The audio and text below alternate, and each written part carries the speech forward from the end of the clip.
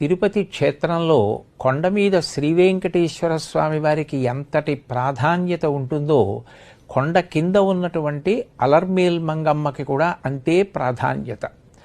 యథార్థానికి భక్తుల్ని అనుగ్రహించడానికి వెంకటేశ్వరుడు తనంత తానుగా కొండ మీద ఆవిర్భవిస్తే వెంకటేశ్వర స్వామి వారి యొక్క ప్రయత్నం చేత ఆదిలక్ష్మి ఆ తిరుచానూరు అనబడేటటువంటి ప్రాంతంలో ఆవిర్భవించింది.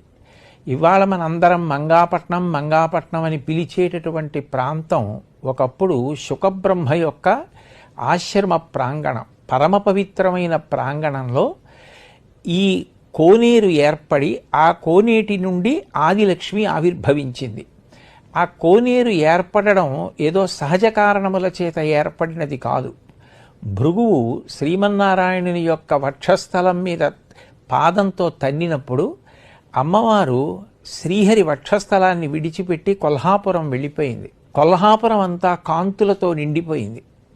మళ్ళీ లక్ష్మీదేవిని ఈ ప్రాంతానికి తీసుకురావడం కోసం వెంకటేశ్వర స్వామి వారు స్వయంగా తానే పనిముట్లను చేతితో పట్టుకుని ఈటే బల్లెం వంటి వాటితో అక్కడ కోనేరు ఏర్పాటు చేసి వాటిని జలాలతో నింపి దేవలోకం నుండి సువర్ణ పద్మాలను తీసుకొచ్చి ప్రతిష్ఠించి అవి ఎప్పుడూ వికసించి ఉండడం కోసం, సూర్యకిరణములు పడడం కోసం ఆ తీరంలో సూర్యనారాయణమూర్తిని ప్రతిష్ఠించారు.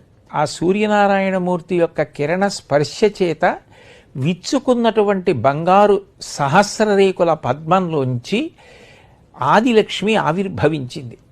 ఆవిడే వీరలక్ష్మి, పద్మావతీదేవిగా వచ్చింది.